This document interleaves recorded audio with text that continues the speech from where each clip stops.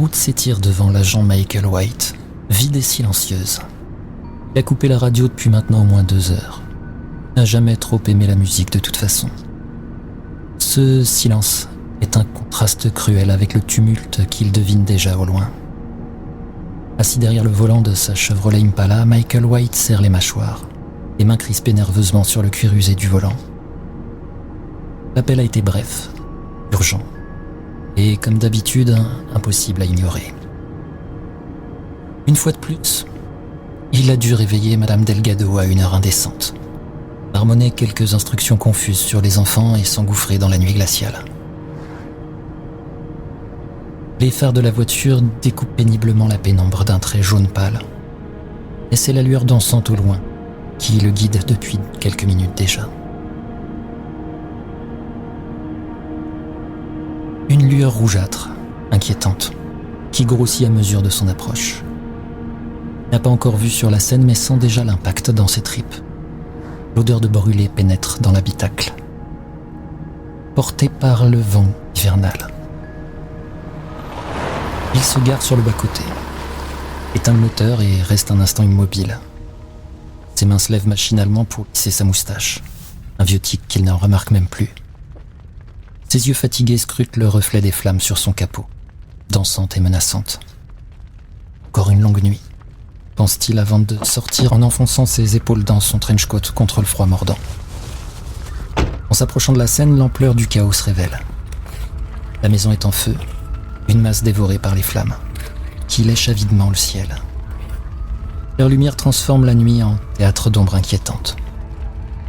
Les arbres environnants projettent des silhouettes tordues sur le sol, comme autant de spectateurs fantomatiques.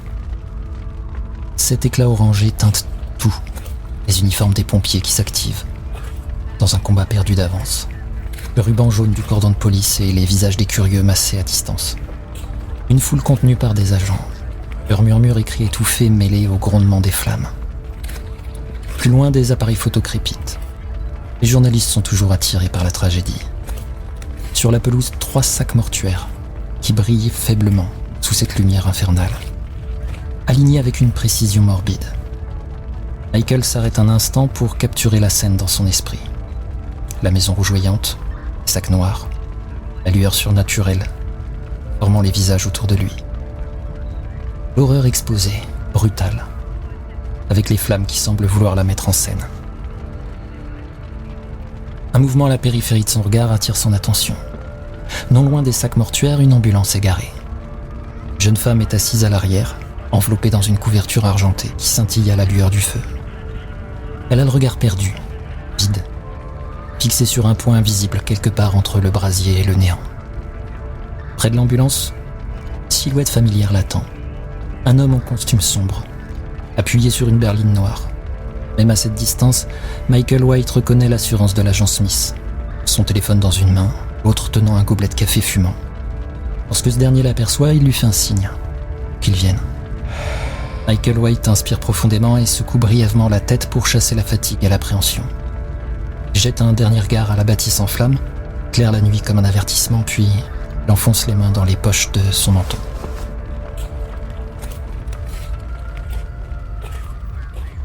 Bonsoir. Qu'est-ce qu'on a là ? Tu as donc l'agent Smith qui t'accueille. C'est effectivement ton contact pour Delta Green, c'est lui qui t'a appelé. Ah, t'es enfin arrivé. Très bien. Parce qu'on a un sacré bordel pour le moment.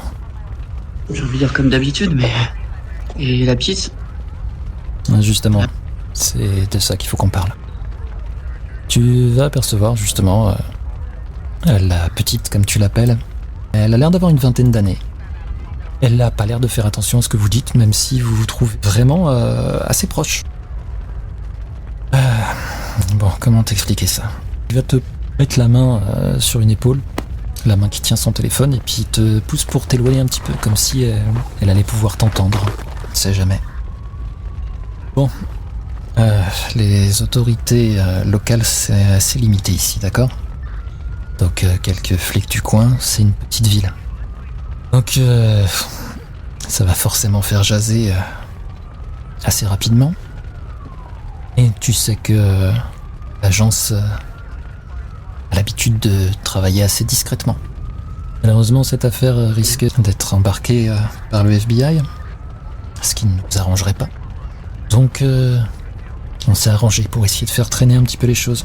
Mais c'est là que c'est toi qui rentres en jeu. Il va falloir que tu ramènes fille avec toi. Jusqu'à un centre désigné ou avec moi? Avec toi. Chez toi, si possible, ou si... Enfin, où tu peux, mais chez toi, ce serait préférable. Il faudrait que tu restes assez proche d'elle et... On suppose qu'elle a subi plus que ce que tu vois là. Fais un signe de tête vers les 3 sacs à cadavres. Ses parents, son frère. Enfin, c'est ce qu'on suppose. On verra après avec les analyses. Écoute, Smith, il y a un protocole. Et, enfin, on le respecte, normal. Tu sais très bien qu'à l'agence, le protocole, c'est pas vraiment ce qu'on suit. Je conçois totalement le fait que...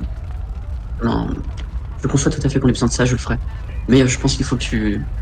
Enfin, tu le sais, quoi. Johanna va bientôt... Enfin, on pense déjà à l'université, et si je fais ça, est-ce que... Je sais pas, est-ce que tu pourrais faire un petit geste pour elle? L'aider, je ne sais pas, à rentrer dans une université un peu plus prestigieuse. Parce que là, je mets peut-être en danger mes enfants, tu sais. C'est la prunelle de mes yeux. Alors, je vois pas vraiment le rapport avec ce que je te demande. Et... Écoute. Bah, le rapport, il est simple, c'est que je veux rendre service, moi, service. Alors pour moi, j'appellerais ça du chantage, étant donné que tu as signé pour travailler avec nous. Mais... non, je pense... Je verrai ce que je peux faire. Écoute, si tu l'as pris comme ça, je m'en excuse. Je vais te C'était pas mon idée. demander un test de psychologie, s'il te plaît, sur l'agent Smith. Oh, fuck. Tu vois qu'il s'est complètement fermé, en fait. C'est très inhabituel. C'est peut-être la fatigue, au final, qui t'a fait parler. Effectivement, t'as laissé tes gamins en coup de vent, encore une fois.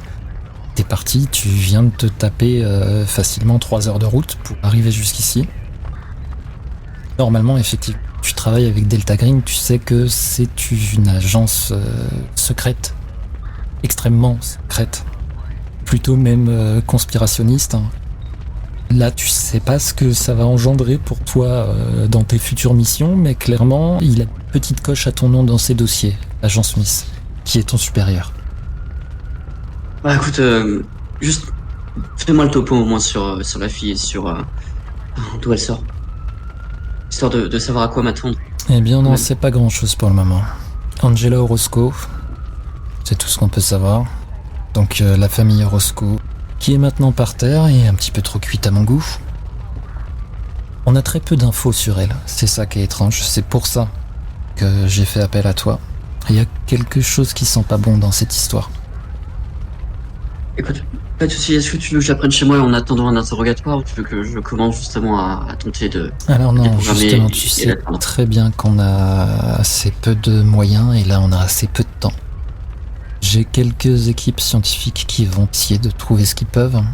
Et clairement, le FBI va finir par récupérer l'affaire, donc il faut que toi, tu fasses au mieux pour essayer d'en tirer un maximum. Ok, pas de soucis. Comme tu l'as dit, hein, t'as une fille, je pense que tu peux comprendre. De tout ce qu'on en voit ici, c'est une victime. Ok ? Bien sûr. Comme toutes les personnes qu'on a aidées. Sont des victimes avant tout. Très bien. Bon, le mieux à faire, je pense, c'est toi l'expert après, c'est de la retirer d'ici et de l'emmener assez loin pour voir si tu arriveras à en tirer quelque chose, à la faire parler un petit peu, la mettre en confiance. Là, elle a pas décroché un mot depuis qu'on l'a récupérée. Ok. Pas de soucis, je te ferai mon rapport au plus vite. Les 2 agents du coin sont les agents Belt et sort un calepin, il regarde dessus. Carter, Belt et Carter, ce sont les deux agents de police qui gèrent un peu tout le bled. Je crois qu'ils ont quelques hommes, mais pas grand monde, ça devrait pas être trop un problème. Ils se sont montrés plutôt réceptifs, donc tu pourras voir avec eux si t'as besoin de quelque chose. Je t'enverrai leur numéro. Écoute, pas de soucis, je pense que je vais reprendre la route directement. Enfin, j'ai 3 heures de route. Je veux que ça soit fait au plus vite. Ok. Dès que tu peux, tu me donnes des informations sur ce que t'as pu trouver. Bien sûr, monsieur Smith.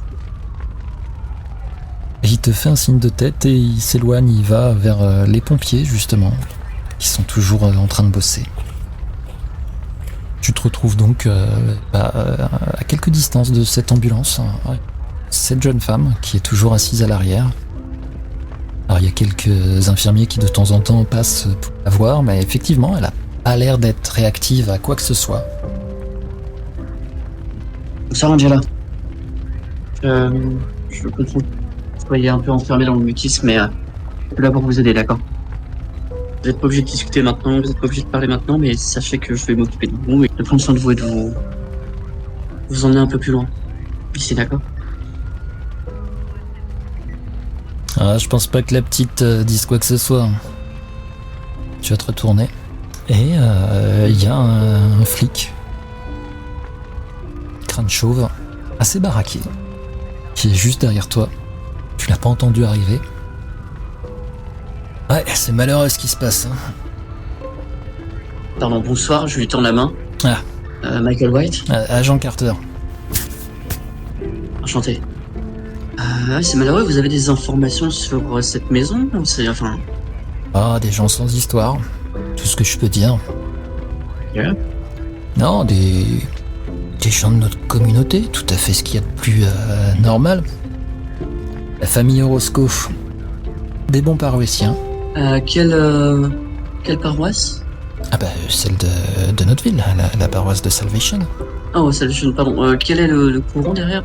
Excuse-moi, je vais souvent à l'église et j'adore rencontrer, en tout cas, parler de spiritualité. De quel mouvement êtes-vous? Ah bah, c'est une église catholique, tout ce qui est le plus banal, je devrais dire. Ok, d'accord. Après, moi, écoutez, à part aller à l'office le dimanche, j'y connais pas grand-chose.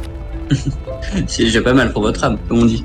Bah écoutez, quand même très étrange qu'une maison soit brûlée ainsi et qui est Angela, soit la seule survivante. C'est très étonnant. Les corps ont été juste brûlés. Y a-t-il d'autres morts ou Il va hausser les épaules. Écoutez, après, c'est les hommes qui prennent le relais. Nous, pas vraiment des experts. On n'est qu'une petite ville qui d'habitude a pas d'histoire. Ouais, désolé quand même pour ce qui vous arrive ici. Ça va faire parler les gens et ça va être une sacrée semaine, je pense. Je m'inquiète pas pour ça, vous inquiétez. Les gens ici, ils savent rester calmes. C'est au moins quelque chose de bien dans notre petite ville. On s'excite pas pour rien, même si c'est une tragédie. Je vais te demander un jet de psychologie, s'il te plaît. Tu fais de très bons scores, je suis fier de toi. Merci beaucoup. C'est plus c'est élevé, mieux c'est ça, hein. Oui. Et tu Cool. vois rien de particulier chez l'agent Carter? Ouais, écoutez, en tout cas, moi, comme je vous l'ai dit, je vais prendre Angela sous mon aile jusqu'à demain, en tout cas. Et je vous remercie pour votre travail, vraiment. Et je pense que je passerai avec Angela pour les services, pour l'enterrement, pour sa famille. Et d'ici là, je vous souhaite une bonne soirée. Ah, de toute façon, on se revoit bientôt. Apparemment, c'est vous qui allez gérer un petit peu les choses pour l'instant. En effet, alors on m'a communiqué votre numéro de téléphone. Et là, je sors un calepin avec un stylo et je lui tends mon numéro. Et si vous avez besoin de quoi que ce soit, si vous avez des informations, ou même des questions sur comment va Angela, etc., n'hésitez pas, d'accord? Et il va te saluer et repartir dans l'autre sens. Je pense que je le regarde partir quand même en mode. Cette petite ville n'est pas si tranquille à mon avis. Bon, Angela. Je tente de lui mettre la main sur l'épaule doucement. Je vais te demander un jet de psychanalyse, s'il te plaît. Bon, allez, c'est bon, bonne soirée. Non mais c'est bien, c'est bien. Tu vas rien remarquer de particulier, encore une fois. Et elle va pas réagir en fait. Ok. Du coup, avec ma main, j'essaye d'accompagner un mouvement. Lentement, bien sûr, et doucement, en disant. On va partir d'ici, d'accord? Tu vas voir assez Et, rapidement et te suis sans problème. Je me dirige vers ma voiture. J'essaie de prendre un chemin qui ne lui fait pas revoir les corps au sol, etc. Et de faire un petit détour. Et je l'amène à ma voiture et je la mets sur le siège passager et je l'attache. Je me mets au volant. Tu vas remarquer alors que tu l'emmènes, elle tient à la main. Au début, tu saisis pas exactement ce que c'est. Puis tu vas comprendre, c'est espèce de peluche. Donc pour une femme d'environ 20 ans, c'est assez étrange. Elle s'agrippe à cette peluche qui est dans un état assez lamentable, outre bien sûr des traces de suie évidentes dues à l'incendie, bien sûr. C'est quoi comme type de peluche? Enfin, c'est un lapin, c'est un truc comme ça, c'est quoi? C'est une sorte de lapin, ouais. C'est complètement rapiécé et dans un état lamentable, mais ça semble avoir été vraiment une peluche doudou qui est faite pour les enfants en bas âge. Est-ce que je peux faire un test pour savoir si c'est un modèle, même s'il est très abîmé, un personnage qui vient d'un dessin animé récent ou autre? Genre les publicités sont récentes, etc. Tu peux me faire un jet sur ton intel ou ton édu. Tu vas reconnaître le modèle. C'est un truc assez générique. Il est possible même que tu aies offert, ou quelqu'un ait offert le même genre de peluche pour ton fils. C'est vraiment le genre de truc qu'on offre à la naissance d'un enfant. Ok, c'est ce que je voulais savoir, si c'était pour une naissance ou si c'était un vieux doudou qu'elle a fait depuis son enfance. Ok, parfait. Et tu prends donc la voiture? Je prends la voiture et en fait je vais attendre un tout petit moment d'avoir ce lieu un peu clos, petite musique en fond quand même, pour créer une ambiance propre à la discussion. Donc on va attendre une demi-heure peut-être pour qu'elle se recentre. Attends. Juste pour qu'on soit bien d'accord. Tu viens de la récupérer, tu ne sais pas depuis combien de temps elle est restée assise à regarder les cadavres vraisemblablement de sa famille et sa maison qui brûle. Tu la mets dans ta voiture et tu restes encore là une demi-heure pour être bien sûr. Ah non, j'ai dit justement, je démarre la voiture. D'accord, ok, j'avais pas saisi. Et on part, il y a une légère musique. Non, ce serait horrible. C'est une nuit un peu froide malgré l'incendie. J'attends une demi-heure, c'est-à-dire avec le roulement de la voiture, cet aspect un peu cosy, un peu foyer, qui peut l'amener à justement déjà se retrouver un peu, reprendre ses esprits, mais peut-être aussi s'ouvrir un peu plus. Très bien. Pendant cette petite demi-heure, justement, où tu te contentes de rouler, j'aimerais que tu nous décrives un petit peu les pensées qui te traversent l'esprit, les pensées de Michael. Tout d'abord, je pense que je sais que j'ai merdé avec mon responsable. Et ça me trotte dans la tête. J'ai un petit égocentrisme qui pointe le bout de son nez au niveau anxiété. Parce que je me dis, en voulant aider ma fille, je l'ai peut-être encore un peu plus mis dans la merde. C'est dommage. Et en même temps, en pensant à ma fille, je repense à Angela qui est à côté de moi et je remarque qu'il y a quelques ressemblances quand même. Et ça me fait un peu de mal, mais je sais que grâce à mon entraînement, grâce à mon travail depuis des années auprès de victimes plus ou moins jeunes qui ressemblaient plus souvent à mes enfants quand même. J'ai réussi à prendre de la distance et du coup, j'ai un petit pincement au cœur, mais je l'ai ravalé assez rapidement. Mes pensées là, elles sont plutôt pragmatiques, plutôt professionnelles. C'est comment faire que cette femme s'ouvre, qu'elle puisse me parler pour que je rapporte, hélas, le plus rapidement possible les bonnes nouvelles à mon responsable qui m'a dans le collimateur. Donc voilà, pour moi, c'est plus un jeu intellectuel pour l'instant qu'un rapport humain. La demi-heure passe. Elle ne parle toujours pas. Alors tu regardes un petit peu de temps en temps, tu jettes un œil vers elle. Elle a le regard toujours un peu dans le vide, porté sur l'extérieur. Et vous allez passer le panneau de la ville quand vous sortez, justement, quand vous quittez Salvation. Elle a une réaction à cette vision du panneau qui est surtout dans le rétroviseur? Absolument pas. Non, okay. Vraiment, pour le coup, pour le moment, il n'y a pas de réaction particulière, elle a juste le regard porté vers l'extérieur, comme si elle attendait que les choses se passent. Et puis alors que tu t'apprêtes justement à dire quelque chose, tu vas l'entendre. Où est maman?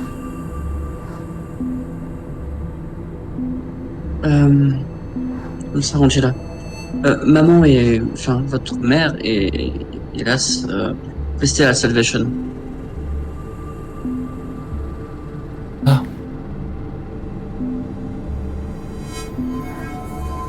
Tu te rappelles de ce qui s'est passé?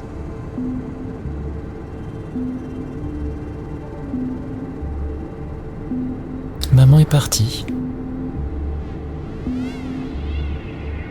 Est-ce que ta mère est partie, d'accord, et ton père et tes frères et sœurs sont restés, c'est ça?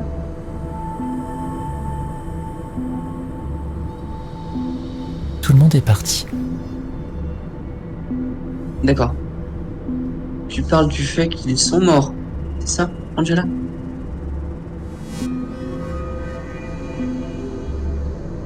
Ça n'a pas d'importance. Je vois, oui, d'accord.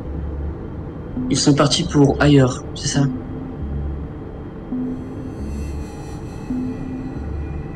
Ils sont partis au paradis maintenant. J'en suis certain, j'en suis sûr. Et est-ce que tu sais comment ils sont partis au paradis?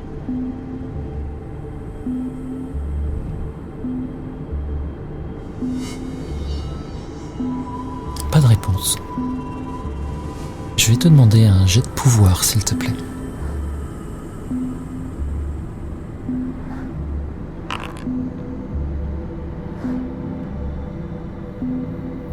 C'est une très belle réussite.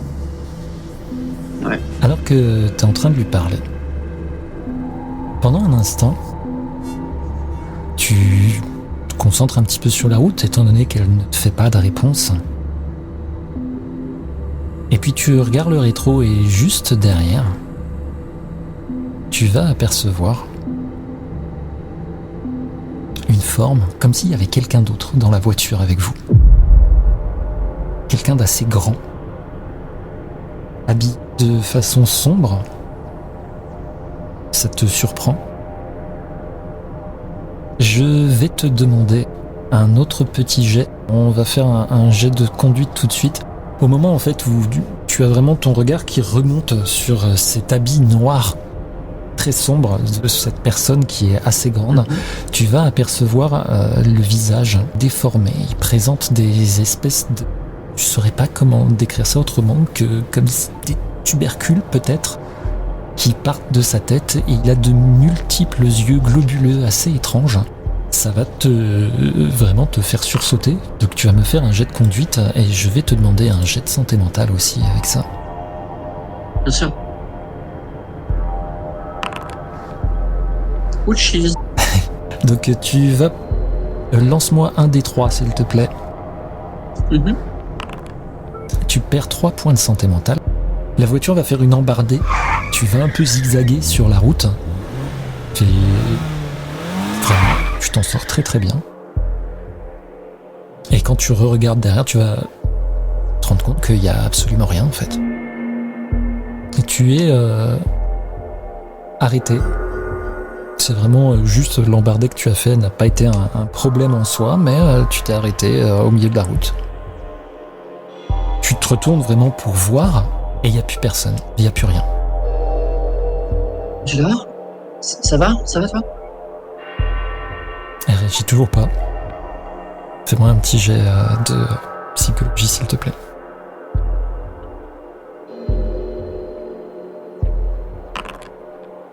Incroyable.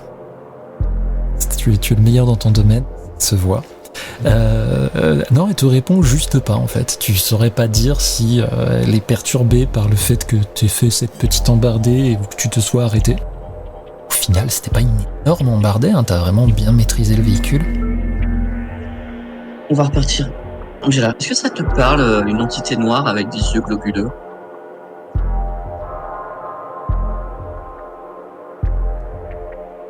Vous allez m'aider? Bien sûr, je suis là pour ça. Je suis là pour t'aider, c'est pour ça que j'ai besoin que tu me répondes honnêtement et que on puisse aller plus loin ensemble. Tu comprends?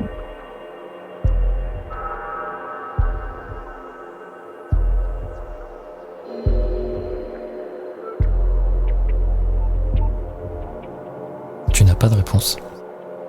Angela, est-ce que cette chose te poursuit, Angela? Est-ce qu'il y a un rapport avec quelque chose? Je vais te demander un jet de charisme. Ah oui, j'ai 15. Elle ne va pas te répondre. Et au bout d'un moment, tu vas juste reprendre la route. Hein. Ah mais clairement, T'es fatigué. j'ai une mission à accomplir. T'es vraiment fatigué. Là, tu t'es tapé de la route pour juste la récupérer en vrai. T'es un peu agacé, si sans doute, parce que en même temps, pourquoi ils ont pas juste envoyé quelqu'un pour te l'amener? Mais bon, tu sais aussi que ils ont pas forcément les hommes nécessaires pour ça. Je pense que j'augmente le son de la musique Ok. En essayant de pas m'endormir au volant et si vraiment j'ai du mal, j'essaie de trouver un hôtel à proximité quand même parce que Tu vas arriver à rentrer chez toi sans trop de problèmes, hein. Madame Delgado a l'habitude, en vérité. parfait, ça Tu vas m'inquiétait. arriver. Tu te gares d'ailleurs, tu fais sortir Angela. Tu vas apercevoir le visage de Madame Delgado qui a tiré un peu le rideau, elle est au niveau de la cuisine. Elle est en train de regarder alors que la voiture arrive, tu sais que c'est un petit peu une commère aussi. C'est ta voisine à la base, et c'est elle que tu appelles quand tu as besoin de faire garder tes enfants ou des beautés. Là, je mets une main sur l'épaule d'Angela, je la fais rentrer au plus vite chez moi avant de me retourner vers Madame Delgado. Bonsoir Madame Delgado, encore merci hein, pour l'entraide. Vous me dites combien je vous dois? Oh, vous en faites pas pour ça, Michael, y a vraiment aucun problème. Elle regarde Angela. Vous avez une invitée, je vois. Oui, c'est Angela, c'est une fille qui a besoin d'aide et elle a eu une petite tragédie, elle a besoin d'un temps pour elle ici. Et je vous ai pas trop parlé de mon emploi et voilà, je suis là aussi pour aider les gens et ce soir elle va dormir ici en tout cas. Ah, les jeunes de nos jours. La moindre petite secousse, ils s'écroulent. Enfin bon, je tenais à vous dire, Monsieur White, elle se décale et en fait tu vois vraiment, elle se met devant Angela. Alors, quand je suis arrivé, j'ai surpris la petite Jonah, votre fille, avec sa lumière encore allumée, elle était au téléphone. Et je crois bien qu'elle était au téléphone avec un garçon. Johanna? Non, elle a son anneau de pureté là.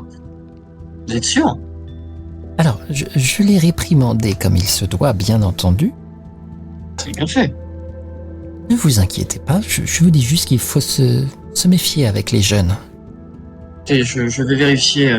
Elle te pose la main sur l'épaule, en fait, elle te pousse un petit peu plus loin. Tu vois qu'elle t'éloigne d'Angela, qui elle ne bouge toujours pas en fait. Elle regarde à droite à gauche, mais elle reste debout au milieu du couloir.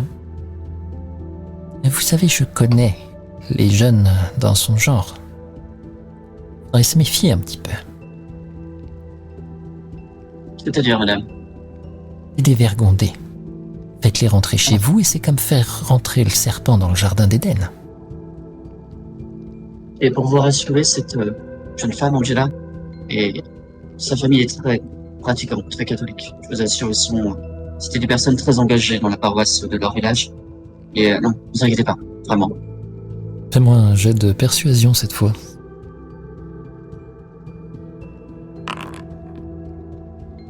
Bien, vous m'envoyez rassuré. Faites tout de même attention. Ça m'ennuierait que mon voisin préféré ait des problèmes. Je vous avoue que ça m'ennuierait aussi, madame Delgado. Merci encore pour ce soir. On se voit plus tard, bye bye. Ouais.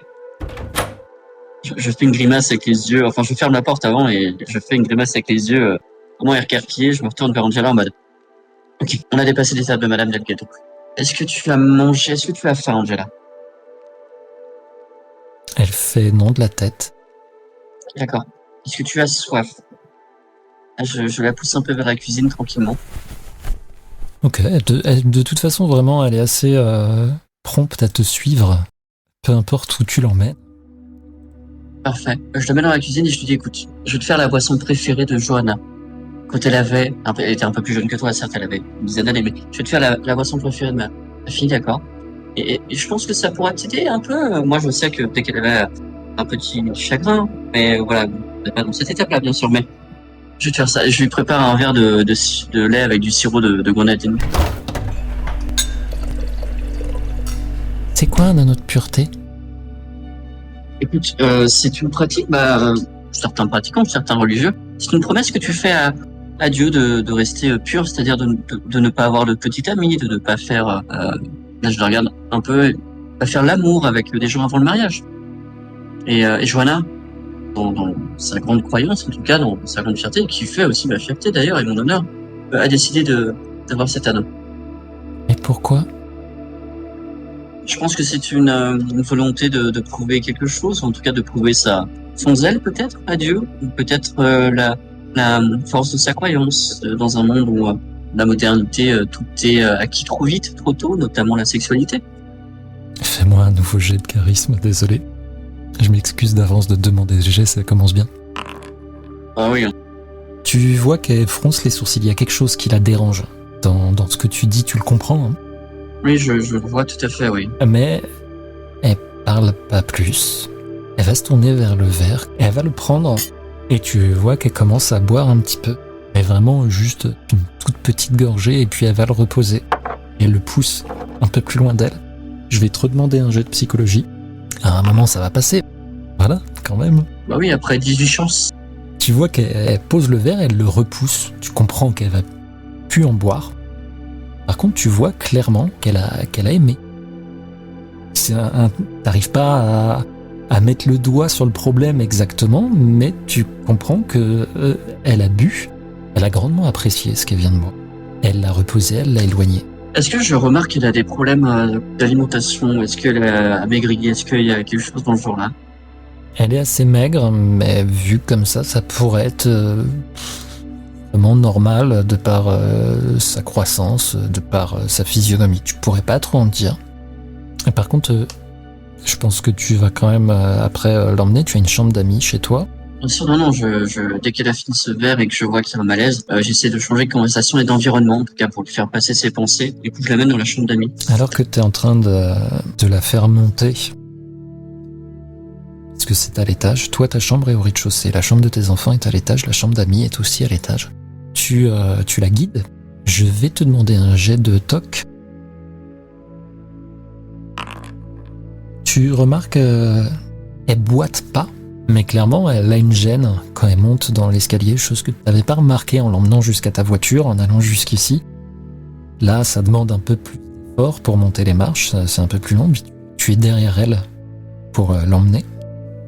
Tu vois qu'elle vraiment a l'air d'avoir mal aux jambes, aux pieds, tu saurais trop dire. Je vais la poser, je vais lui montrer la chambre et je vais la faire s'installer sur le lit et je vais lui demander, Angela, là c'est ta chambre pour l'instant et je veux que tu te sentes bien, d'accord? Et j'ai besoin de savoir que tu te sens bien, malgré tout. Je sais que, voilà. Mais est-ce que tu es blessé? Est-ce que tu as une douleur? J'ai remarqué que tu as du mal à te déplacer dans les escaliers et si je peux faire quoi que ce soit pour t'aider, pour que tu te sentes mieux, n'hésite pas, d'accord? Un jet de persuasion, s'il te plaît.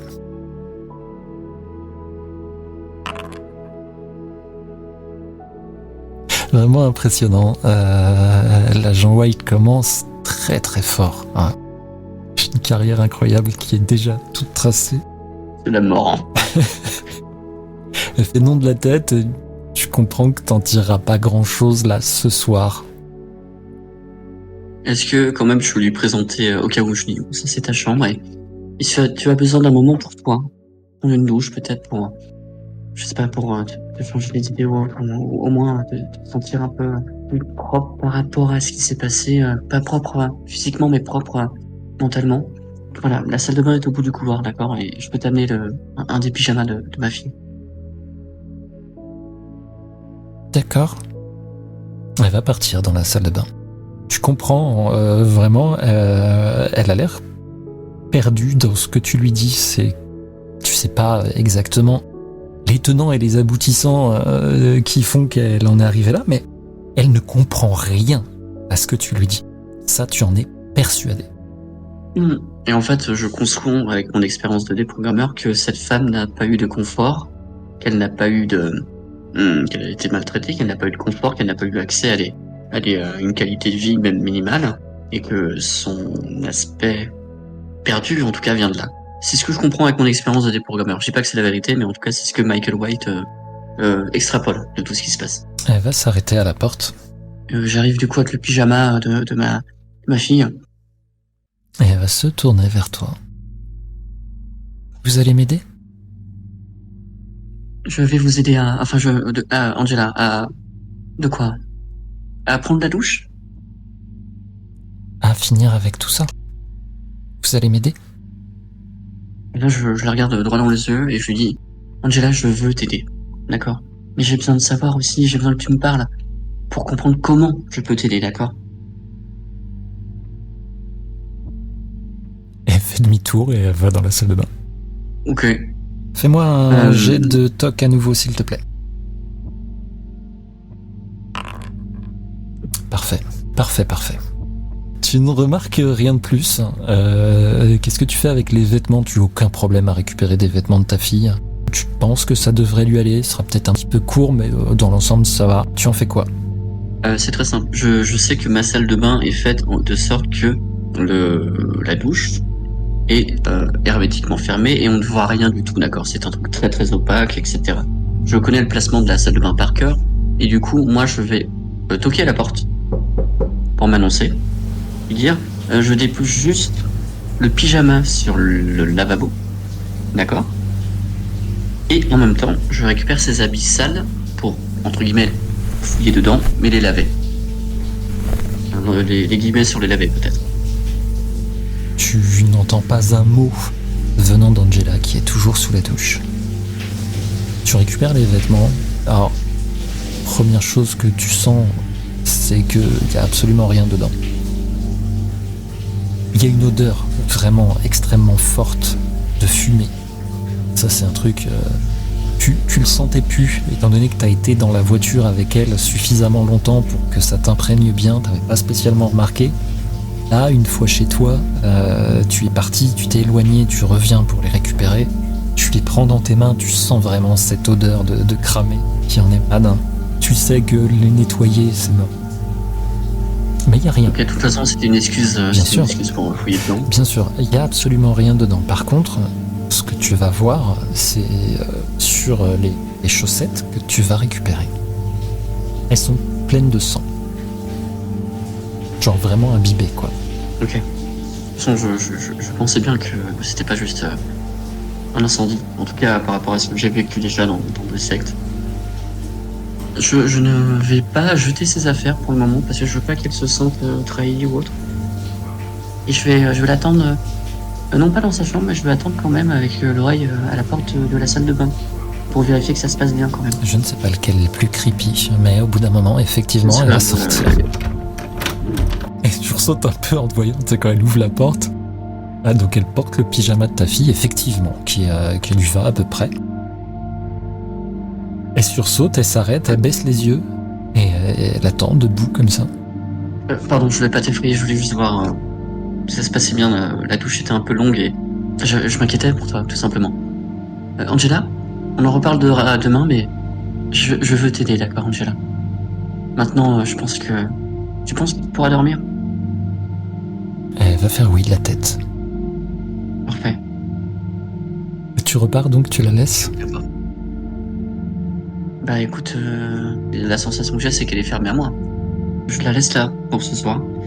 Parce qu'elle est totalement fermée, ou non pas hermétique, mais en tout cas, je n'arrive pas à l'atteindre. C'est ma faute, hein. C'est pas elle, c'est ma faute, je n'arrive pas à l'atteindre. Et je vais aller dans ma chambre et faire une petite recherche internet sur ce que j'ai vu dans ma voiture. Très bien. Alors que tu es en train de retraverser le couloir dans l'autre sens, d'un coup, il y a quelque chose qui t'arrête. Ça va te faire sursauter, hein, clairement. Angela est derrière toi. Tu l'as pas entendu te suivre ni rien, mais elle est juste derrière toi. Elle a attrapé ta manche. Angela? Elle te regarde en face, cette fois, vraiment. Ce qui est assez rare de ce que tu en as vu. Les sourcils un peu froncés. Vous voulez vraiment m'aider? Angela, je veux bien t'aider. Je veux t'aider, mais il va me falloir me dire comment t'aider. Qu'est-ce que l'aide que tu demandes? Qu'est-ce que c'est, dis-moi? Je ne peux pas t'aider sans le savoir, tu comprends ça?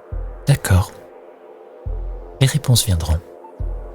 Elle fait demi-tour et elle va dans la chambre, mais clairement, tu as l'impression de voir une personne différente. Ah oui, le changement de ton m'a un peu laissé sur place en mode... Qu'est-ce que c'est que ça? Est-ce qu'elle avait encore sa peluche dans la main? Non. Tu l'as pas vue, en tout cas, là où est-ce qu'elle l'avait mis. Elle l'avait pas dans la main. Tu ne l'as pas trouvé dans les vêtements qu'elle avait d'ailleurs non plus. Ok. Je peux quand même dormir, mais avec le... En fait, je crois que je vais très peu dormir. Je vais être vraiment alerte en utilisant peut-être mes entraînements pseudo-militaires, en tout cas, pour faire des micro-siestes. Alors, et rester à l'affût. il n'y a pas de souci, c'est ce que tu veux faire. Aucun problème avec ça. Par contre, si jamais tu fais comme ça, là, après la route, après ce qu'il y a eu. Si Ouais. tu rates un jet de constitution, tu auras des malus. Ah ok, non, bah écoute, j'ai déjà assez de problèmes avec les dés, hein, donc, je vais dormir. Hein. Ça se tente en soi, hein, mais voilà. Tu disais que tu voulais faire Non. une recherche. Et je voulais rechercher, mais tout bêtement en tout cas, Ok. bah cette entité grande, en noir, des yeux globuleux, des tubercules, Je et vais voir s'il y a quelque te- chose qui ressort. demander un jet d'informatique, s'il te plaît. D'accord, attends.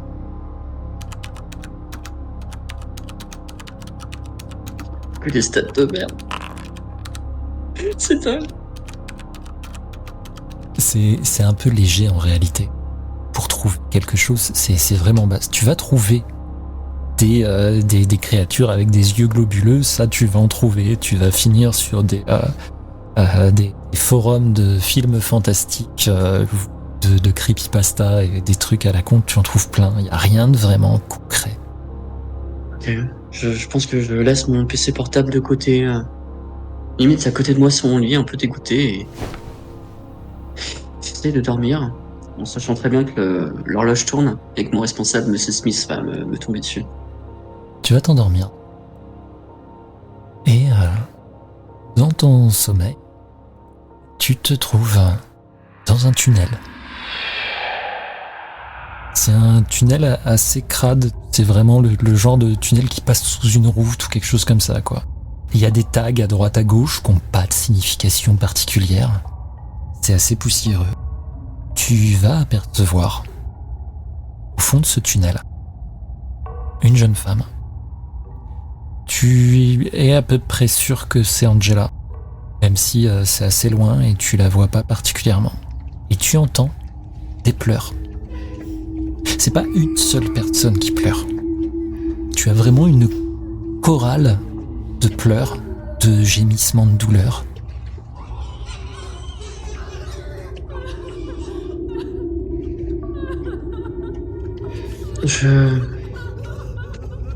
Je m'avance doucement dans ce tunnel. Angela? Angie?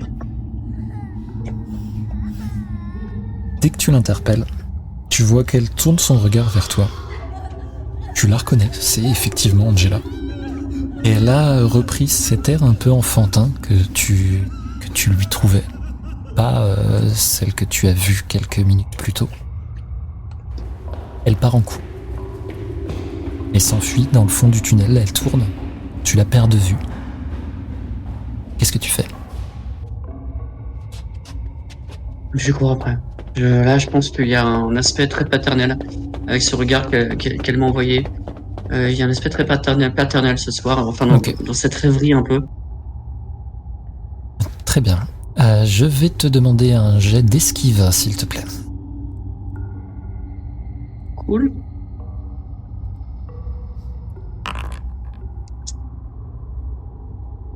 Même quand t'as des stats corrects, tu arrives à les foirer. Il y a un certain talent là-dedans. Tu pars en courant. Vraiment, je sais pas si tu l'appelles encore ou quoi, mais t'es en train de courir pour essayer de la rejoindre. Tu vas du coin de l'œil voir quelque chose qui sort du mur. Tu n'as pas le temps de voir ce que c'est. Ça a vraiment une texture assez visqueuse, assez humide, qui va te frapper sur le côté du visage. Tu vas un peu te casser la gueule et te rebondir sur le mur d'à côté. Et alors que tu lèves les yeux, tu vas voir, il y a vraiment une espèce de créature qui sort du mur. Tu en vois plusieurs dans ce couloir. Au final, il y en a 3. Tu sais pas ce que c'est, des espèces de vers gigantesques qui sortent de là. Ça te fait vraiment penser à un lombric, peut-être, avec au bout. Chacune ont des bouches avec d'énormes dents. Et les gémissements de douleur que tu entendais depuis tout à l'heure viennent de ces créatures. Est-ce que j'ai perdu des points de vie? Alors, tu ne perds qu'un point de vie. Je me masse le visage et je fais qu'est-ce que c'est que ce bordel? Je pense que inconsciemment je cherche une arme à mon holster. Tu as ton arme de service, hein, elle est là, il n'y a pas de problème. Par contre, Fais-moi un jet de trouver objet caché. Et ça te saute aux yeux. Alors que tu relèves la tête, t'attrapes ton arme. Et en voyant cette créature, cette peau noire et visqueuse qu'elle a, c'est la même que celle des sacs mortuaires que tu as vus sur la pelouse. Je pense que j'ai pas le cœur à tirer dessus. J'essaie d'avancer et d'éviter ces créatures qui ont l'air d'être des représentations des 3 cadavres de la famille d'Angela. Je vais te demander un jet d'esquive alors. Tu vas reperdre 2 points de vie. Tu vois que ces créatures, en fait, elles ont l'air de se déplacer dans le mur. Quand elles s'enfoncent à l'intérieur, et tu vois vraiment le mur qui se gondole comme si lui-même était organique, ça forme une espèce de veine qui te dégoûte, qui remonte jusqu'à ressortir d'un autre bout du mur avant de te frapper à nouveau. Jusque-là, tu as évité d'être mordu. Eh ben, je tire dessus, hein. Je les défonce. Hein. Alors on va te demander un jet, s'il te plaît, pour le tir. Tu fais feu. Michael White en a peut-être eu un petit peu marre de se faire tabasser par des formes phalliques sorties du mur. Tu te redresses, tu sors ton arme, tu décides à tirer. Je vais te demander où est-ce que tu vises sur cette première créature qui est là. Écoute, je vise carrément dans cette bouche ouverte. Tu vas faire sauter au niveau du palais et l'arrière de son crâne. Ça part. Ça splash vraiment sur le mur derrière. Et la créature retombe mollement le long du mur. Les cris de douleur qu'elle émettait se transforment juste en un gémissement de plaisir. Il en reste 2. Bah écoute, je vais essayer de garder ma santé. Hein. Je vais essayer de tuer ces 2 autres créatures. Là, les créatures, alors que tu en as achevé une, il y en a 2 autres qui commencent à rentrer à l'intérieur du mur. Tu sais qu'elles vont venir vers toi. Ok, je sais qu'elles vont venir vers ma position, mais c'est-à-dire qu'elles m'ont perdu de vue pendant ce temps-là. Et bah j'essaie d'accélérer et de courir. Alors, c'est une grosse supposition de l'agent White, bien sûr. Mais pourquoi pas? Oui. Je vais te demander un nouveau jet d'esquive, s'il te plaît. Seigneur Dieu, merci. Au moment où vraiment tu pars en courant, tu te dis ça, tu vas comprendre que non, elles vont pas te lâcher du tout. Tu vas voir au niveau de tes pieds, il y en a une qui sort vraiment assez violemment, d'un seul coup et qui claque ses dents. Tu arrives à juste faire un petit saut, tu esquives donc cette morsure et tu continues à courir. Est-ce que tu veux juste fuir du coup? Parce qu'elles me poursuivent à l'infini, elles ne sont pas cantonnées à cette place-là. Pour le moment, elles ont l'air de rentrer dans le mur et se glisser à l'intérieur pour sortir à d'autres endroits. Bah, j'essaie d'en tuer une en plus. Putain. En fait, tu fais ton petit saut, tu te tournes pour tirer sur celle qui est là, et c'est à ce moment-là que tu vas te faire frapper par la seconde qui est sortie au niveau de ta tête, qui te mord au niveau de l'oreille. Tu sens vraiment le déchirement de ton lobe d'oreille. Tu vas perdre 2 points de vie supplémentaires. Moi, je crois que perdu pour perdu, je vide mes chargeurs. Tu as l'oreille qui pisse le sang, ça s'imbibe sur ton épaule. Et malheureusement, tu vas mourir pendant le premier combat. Tu le rates complètement. Tu rates complètement. C'est la douleur que tu as vraiment qui t'empêche de vivre. Tu as une main qui est posée sur ton oreille, tu essayes de faire pression. Du coup, tu ne tiens ton arme qu'à une main. Tu vas tirer sur cette créature. Je vais te demander un nouveau jet d'esquive, s'il te plaît. Tu as la présence d'esprit de te décaler alors que celle qui était au niveau de ta jambe réattaque vraiment au niveau du mollet. Tu te décales, tu peux encore tirer si tu le souhaites. Je pense que je vais essayer de courir. Parce que j'ai réussi cette esquive, je vais continuer à courir. Je vais te demander un jet de dextérité. Tu vas réussir à les distancer. Tu vas sortir de ce tunnel. T'es dans ton rêve, donc tu vois ce tunnel qui s'allonge et au bout tu vois cette lumière. Tu entends au fur et à mesure en fait que tu cours. Tu entends les claquements des mâchoires qui sont juste derrière toi. Qui, heureusement, ne te mordent pas. Tu te jettes à la sortie de ce tunnel. Et tu vas entendre à nouveau les gémissements de plaisir derrière toi. Putain, merde.